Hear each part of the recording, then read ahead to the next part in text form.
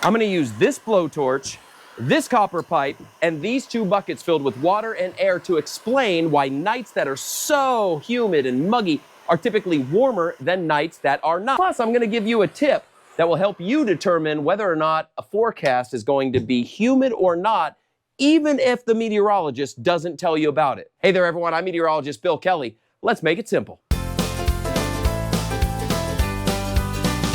All right, so you're watching a local forecast, and maybe you've heard a meteorologist say something like, oh, I don't know, maybe this. Look at the lows, 72 and 74. Compare that to the 53 tomorrow. When you start out with these mid-70s, you know it's going to be real sticky. That is true, but why? Why are the nighttime lows warmer when it's more humid outside? Before we get to the explainers, let me just get to the answer. Heat capacity. That doesn't sound simple at all. Okay, so the actual definition of heat capacity is the amount of energy in joules per kilogram it takes to warm an object 1 degree Celsius or Kelvin. I'm sorry, what? Simply put, items that have high heat capacity can hold a lot of energy. Therefore, it takes a lot of energy to warm it or cool it. On the opposite side, items with low heat capacity just can't hold a lot of energy, so they warm and cool rapidly. Let me show you exactly what I mean. All right, let's start with something that has low heat capacity, metal or this copper pipe. Using the thermal gun, we can see that the copper pipe right now is running about 80 degrees or so, give or take a little bit. What I'm gonna do is I'm gonna take this torch and I'm gonna put it on this, and we're gonna see how much this pipe can warm in just 6 seconds. Check it out.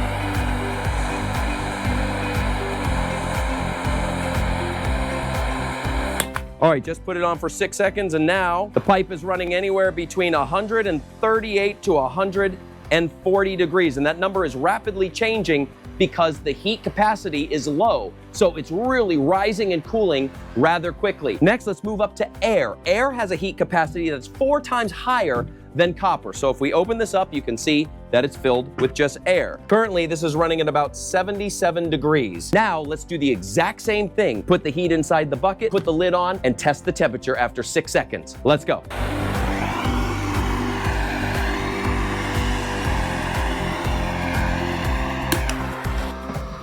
All right, let's see. This has warmed up to about 82 to 83 degrees. Now let's move on to the final test, and that is the bucket of water. Liquid water, we're gonna test the temperature before the blowtorch. This water is running about 79 degrees or so. Let's take the blowtorch, same thing, 6 seconds.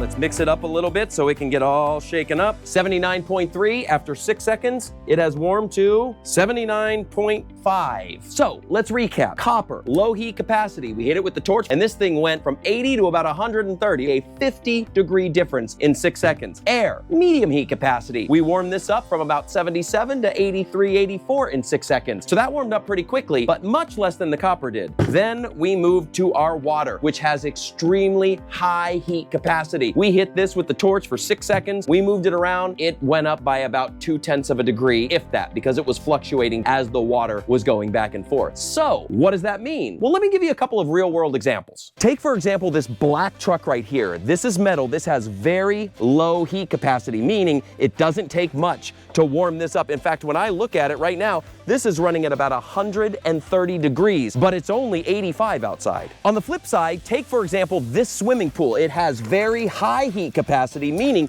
it takes a lot of energy to warm it up. So when I look at the temperature of this, it's 78 degrees, yet the air is 85. So that was metal on a truck and water in a pool. Now let's talk about air, the humid and muggy air versus dry. To show you that, here's a very cool experiment that you could even do yourself at home.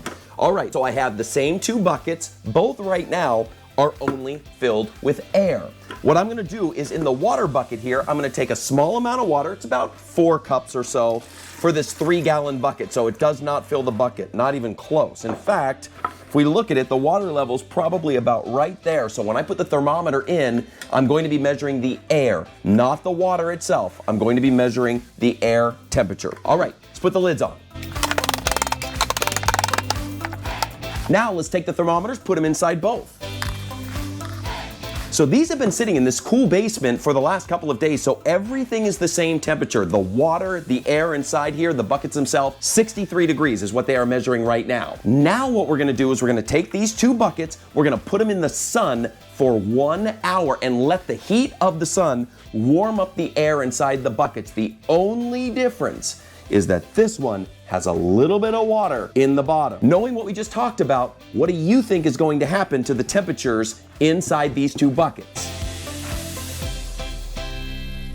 All right, so here are our two buckets fresh out of the basement. We're putting them right here, side by side. We're gonna put the thermometer up. The only thing that we are measuring is what is inside this bucket in terms of the air. Not the water, but the air. We're gonna leave them for an hour. Let's see what happens when they warm up.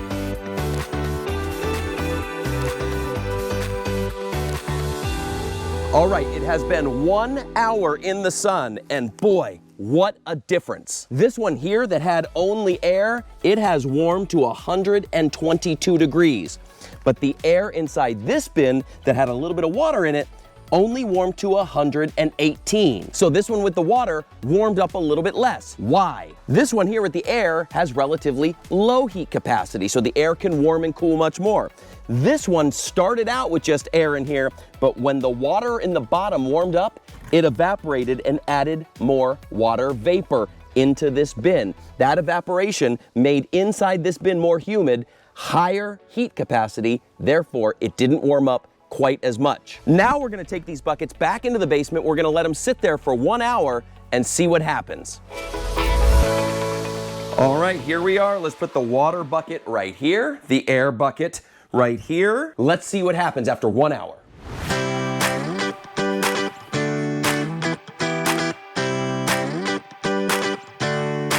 All right, so it's been 1 hour and look at the difference. The one that had air that started out as 122 degrees, it has cooled back down to the temperature of the room, 64 degrees. The one that has the water in the bottom, what happened here? More moisture got into the container. This was a more humid air. Humid air has a higher heat capacity, so it only cooled into the mid-70s. Same amount of time, same amount of energy, everything equal, except this one has a little bit of water in the bottom. It evaporated, which made this container more humid. And when it cooled down, this one only dropped to 73.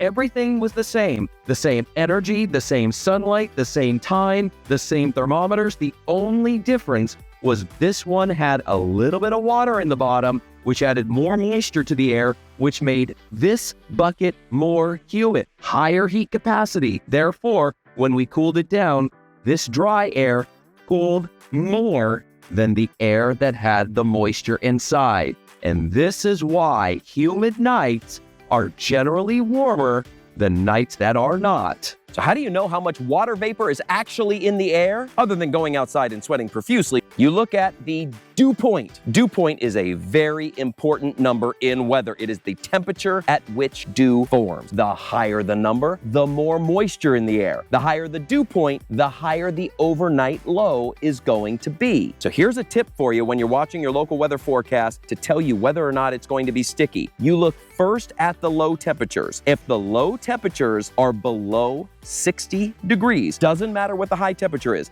If the low temperature is below 60 degrees, you know it's not going to be humid because that means the dew point is at least in the 50s. You also look at the trend. If the low temperature goes up, let's say 75 degrees, that by itself doesn't mean that the humidity levels are going high. But if the high temperature is similar from one day to the next, but the only difference is the low temperature going up, that's also a sign that you know it's gonna be really sticky. Pretty cool, right?